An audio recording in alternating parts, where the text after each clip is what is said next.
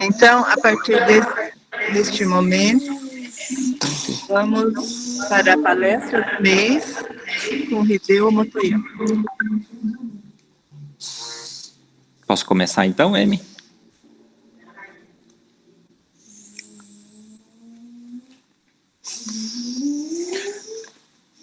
Bom dia a todos. Gostaria de alguns minutos de atenção para algumas reflexões.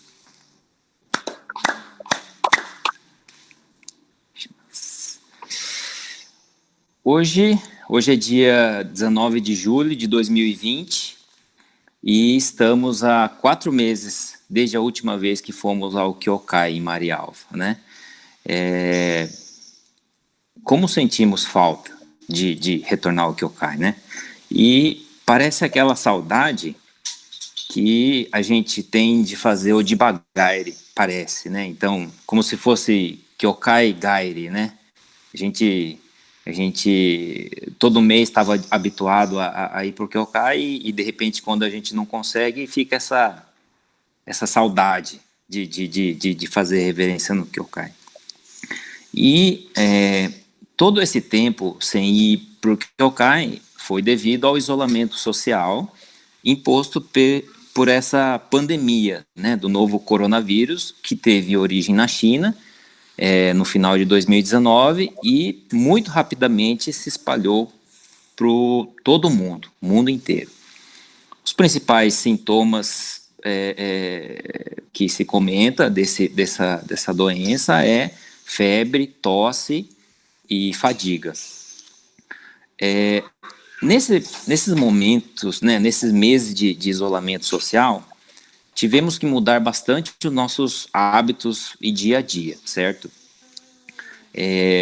Quem diria que um dia a gente ia entrar de máscara num banco, sair com dinheiro e a gente está fazendo correto, né? Quem diria? Então, muita coisa do nosso dia a dia mudou, mas enfim, diante desse cenário complicado, o que podemos pensar em termos de ensinamento do Tenrikyo, né? Essa foi a pergunta base para eu pensar nesse conteúdo aqui. Bom, fazendo uma recapitulação, Deus Parens criou o mundo e os seres humanos, né? E o objetivo da vida é vida plena de alegria e felicidade.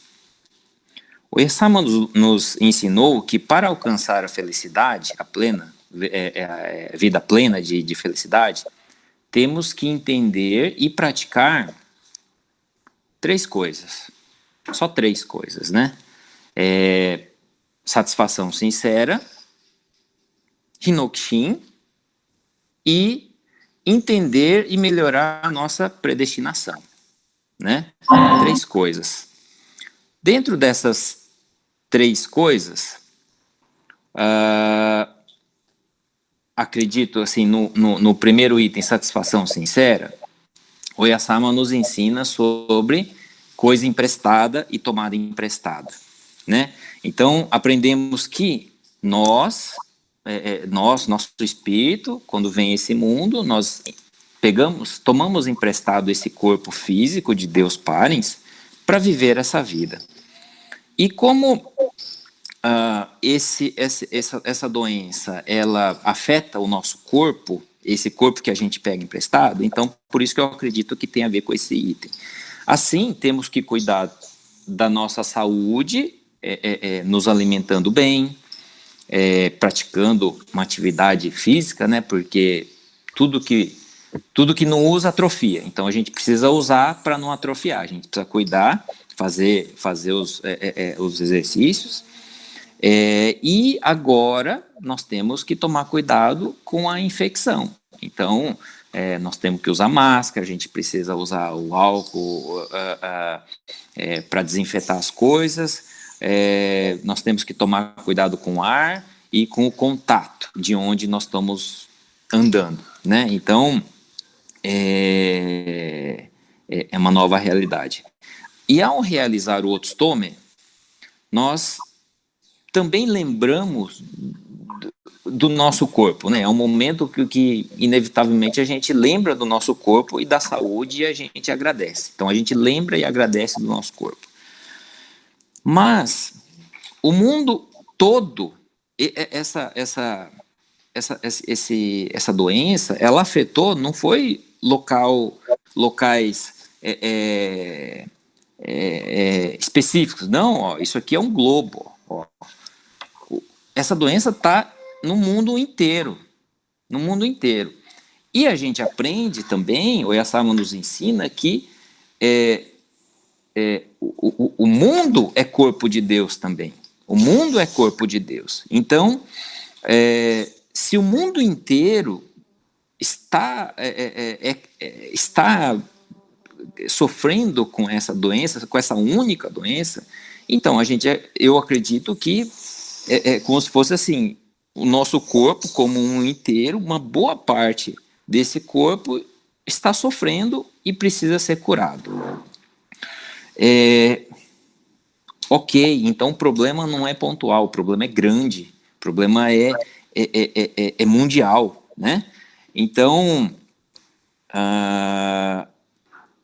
e também nós aprendemos que nada acontece por acaso. Tudo tem um motivo de acontecer e se já está tomando aí 4, 5, 6 meses aí sem uma solução, uma previsão de melhora, assim, significa que a gente ainda tem que aprender alguma coisa com isso. Não bastou um mês, não bastou 2 meses, já está levando 6 meses, já está levando e de repente vai levar mais meses, mas que ainda tem coisa que a gente precisa refletir e melhorar, certo? Isso é o meu entendimento. Só que eu não acredito que nós temos que ter medo desse vírus. Eu acho que a palavra não é medo, até porque quando a gente sente medo, a gente acaba diminuindo a nossa imunidade, e possivelmente a gente pode até adoecer mais fácil, né, se a gente tem medo das coisas. Então, a gente tem que enfrentar de cabeça erguida, tomando todos os cuidados necessários, né, tomando todos os cuidados necessários. Mas, e aí, em termos de ensinamento, o que mais nós podemos fazer para sair dessa situação, além de cuidar do nosso corpo e além de agradecer através do Tzuto, né? O que mais a gente pode fazer? Eu lembro muito de um episódio da vida de Oyasama, né, chamado Filho à Causa da Mãe, né? Então aqui, ó, eu vou fazer até uma simulaçãozinha aqui, ó. Peguei uns brinquedinhos aqui do Benjamin, tá? Então vamos colocar assim, ó. Não sei se todo mundo consegue enxergar aí. Deixa eu só virar um pouquinho a câmera aqui para baixo. Ó. Então aqui então o nome do episódio é Filho à Causa da Mãe. Então assim, aqui tem Isui, como é que é o nome dele? Isaburo Masui, tá aqui. Ele vendo a mãe dele aqui, a Peppa aqui, que está em cima da cama aqui, vendo a mãe doente, ele vai, anda 5,5 km até a residência de Oyasama, né? Oyasama está aqui, fala assim, Oyasama, por favor, salve minha mãe. Aí Oyasama atende ele e fala, Masui, mesmo com seu esforço, sua mãe não vai não terá a cura. E ele volta esses 5,5 km, mas ao chegar aqui, olhando a sua mãe sofrendo e cada vez piorando mais, ele pensa e volta até a casa de Oyasama e fala assim, Oyasama, por favor, eu sei que é impossível, você já falou, mas salva minha mãe. Aí Oyasama fala assim, Isaburo, eu lamento, mas a sua mãe não vai ser salva. E Zaburo Matsui volta, triste, e voltando até a mãe aqui de novo, e vendo que está sofrendo, e ele já foi 2 vezes falar com Oyasama, né? E ele, mesmo assim, ele vai de novo. Anda 5,5 km. Nessa ocasião, o Oyasama já estava dormindo e pede para falar com o Oyasama. O Oyasama atende ele e fala assim: Oyasama, por favor, eu suplico, ajuda minha mãe. E aí o Oyasama fala assim que o espírito do filho que conduz a causa da mãe sem esperança, desejando salvá-la de qualquer modo, isso é sinceridade. Sendo sinceridade, Deus aceitará, né? Aí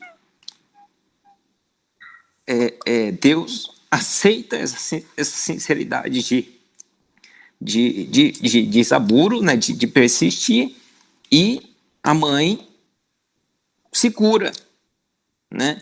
Então, desculpa, gente, isso não estava no script aqui, mas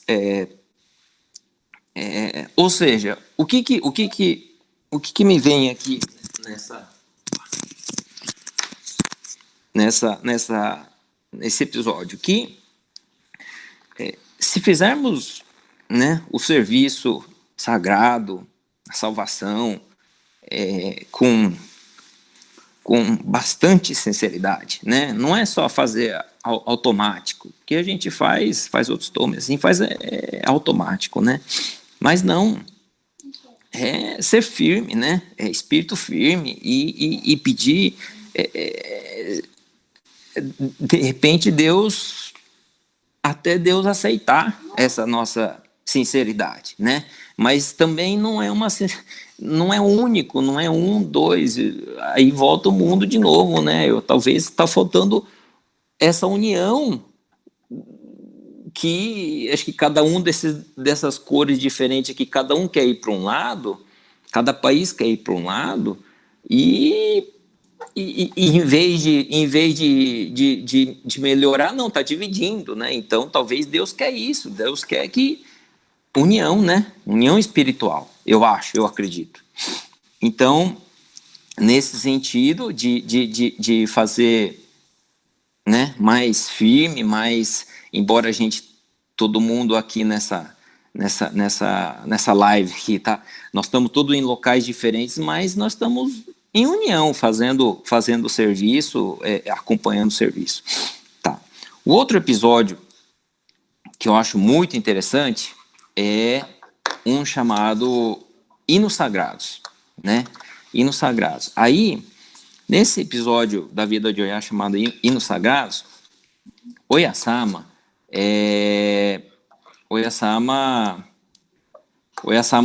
depois que ela terminou de escrever os hinos, os 12 hinos, ela apresenta às pessoas e fala assim: agora está aqui os 12 hinos escritos, cantem, cada um individualmente, como seria, né? Tentem cantar individualmente, e cada um vai lá e canta da maneira que imagina, né? O Oyasama apresenta aqui, ó, cante os hinos sagrados, tal. Aí cada um cantou individualmente e depois ela corrigiu, falou: não é assim, não é assim. Os hinos, e ela pegou e mostrou como que tinha que ser feito. E ela cantou em voz alta, como é a melodia dos hinos sagrados. Daí ela falou assim: tá, agora esses hinos sagrados, eles é preciso fazer a dança sagrada, né? Fazer o movimento das mãos desses hinos sagrados. E daí pediu: cada um de vocês fazem individualmente como seria. E todos fizeram, e ela falou assim: não é assim. Não é para dançar simplesmente. Ela explica que ela explica que precisa dançar com a razão, precisa entender a razão, e ela mostra depois, exemplificando como é o correto. É assim que precisa ser feito. Então, ela ensinou a melodia e os movimentos das mãos, mas o ponto que me chama a atenção é o seguinte: ela permite que cada um tente fazer e erre, né? Ela permite que isso aconteça. Então, quando a gente fala assim, nada é por acaso, Deus também permite que coisas ruins aconteçam no mundo. Mas ela vem e depois corrige. Ela mostra qual que é o caminho.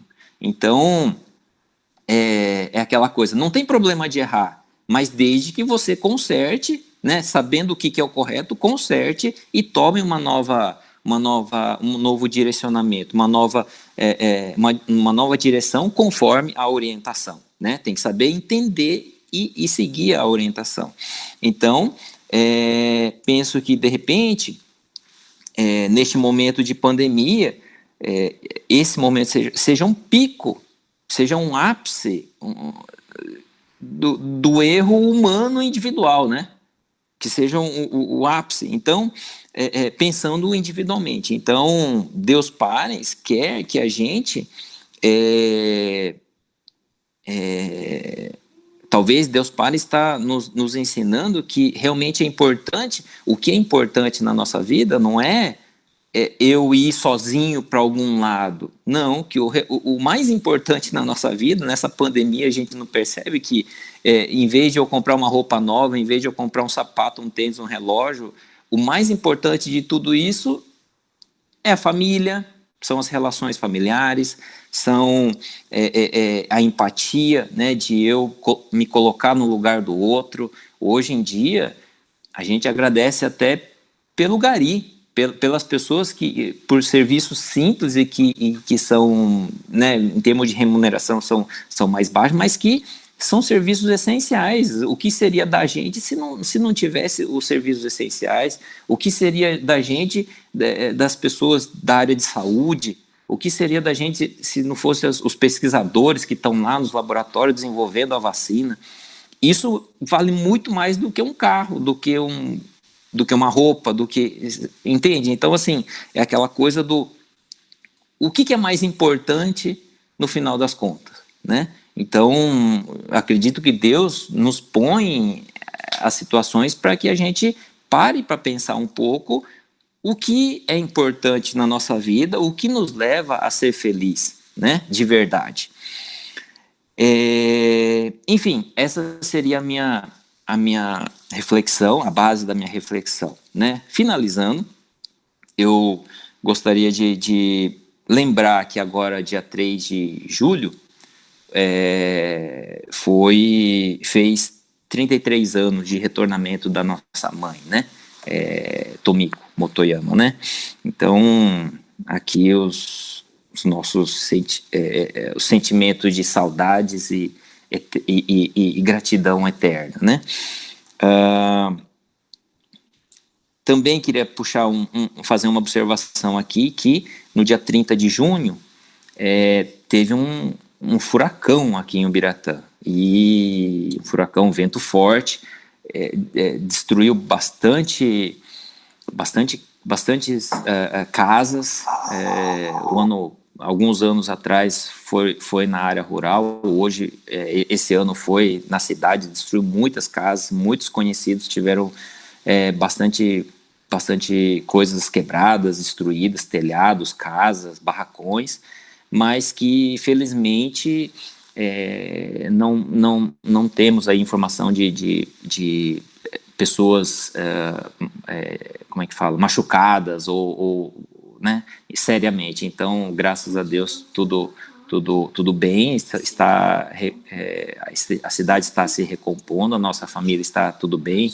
A gente agradece aí as várias pessoas que nos mandaram mensagem de preocupação. Estamos todos bem, né? Mas foi um susto muito grande aí, e que a gente que participou um pouco aí na ajuda, com a questão de doações aí para o município, assim, a gente percebe muita solidariedade, né? Muita empatia, de novo, né? De pessoas preocupadas com as pessoas afetadas. Aí foi nos dias posteriores aí ao dia 30, né, nos dias seguintes, a gente andando na rua, ajudando a distribuir colchões e tal, a gente percebe que a pandemia ficou para segundo plano, na verdade, porque a prioridade era reconstituir a casa, os colchões, o teto para as pessoas, e daí muita gente até acabou não usando, a gente via que não usava máscara, não tinha essa preocupação, porque a prioridade era outra, né? Então, enfim, mas estamos bem, graças a Deus. Foi um susto que a gente passou aqui na localidade. Para finalizar aqui a reflexão, gostaria de propor que cada um, aonde vocês estão, propor uma coisa que eu gosto muito de ver a palestra lá no Dendotio, a palestra do domingo de manhã, né, que acontece às 7h30, 7 horas, eu acho, que as pessoas depois da palestra, elas se levantam e abraçam quem está do lado, né? Não sei se o Sérgio acho que está sozinho lá em Brasília, mas quem tiver com alguém do lado, que dê um abraço forte, sincero, né? Não é só um abracinho, é aquele abraço forte. Eu lembro que uma vez a Vanessa me falou, tio, isso não é um abraço, oi, ai, beijo, isso, que gostoso. Então, assim, propõe que cada um, onde você estiver, levante-se, e já que a gente tem que repensar, refletir nas relações, nas famílias, né, na relação familiar, que levante e cada um dê um abraço forte em cada um que estiver por perto aí. Acho que esse é um dos grandes objetivos aí que Deus nos dá a oportunidade de perceber, ok? Muito obrigado a todos.